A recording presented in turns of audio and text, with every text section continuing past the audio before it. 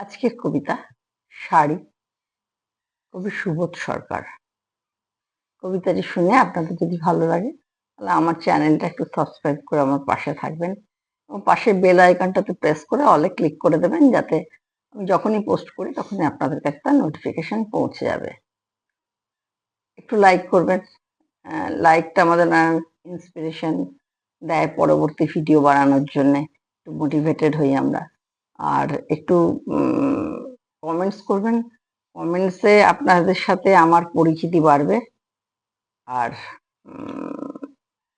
পরিচয় তো আর কোনো রাস্তা নেই, একটাই রাস্তা, একটু লাইক করবেন, যদি ভালো লাগে একটু শেয়ার করে দেবেন। আজকের কবিতা শাড়ি, সুবোধ সরকার। বিয়েতে 51টা শাড়ি পেয়েছিল মেয়েটা, অষ্টমঙ্গলায় ফিরে এসে আরো 6টা। এত শাড়ি একসঙ্গে সে জীবনে দেখেনি। আলমারির প্রথম থাকে সে রাখলো সব নীল শাড়ি দিয়ে, হালকা নীল একটাকে জড়িয়ে ধরে বলল, তুই আমার আকাশ।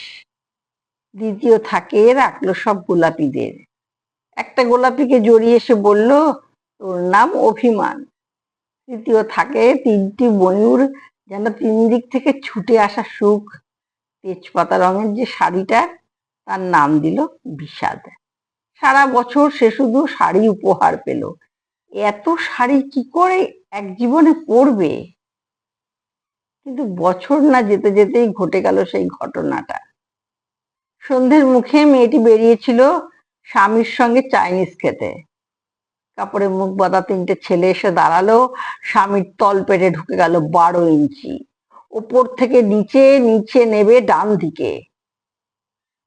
যাকে বলে এলো, পড়ে রইল খাবার, চিলি ফিশ থেকে তখনও ধোয়া উঠছে। এর নাম রাজনীতি, বলেছিল পাড়ার লোকেরা। বিয়েতে 51টা শাড়ি পেয়েছিল মেয়েটা, অষ্টমঙ্গলায় ফিরে এসে আরো 6টা। একদিন দুপুরে শাশুড়ি ঘুমিয়ে সমস্ত শাড়ি বের করে 6তলায় বারান্দা থেকে উড়িয়ে দিল নিচের পৃথিবীতে। শাশুড়ি পরিয়ে দিয়েছেন তাকে সাদা থান। 19 বছরের একটা মেয়ে, সে একা। কিন্তু সেই থানও এক ঝটকায় খুলে দিল 3জন।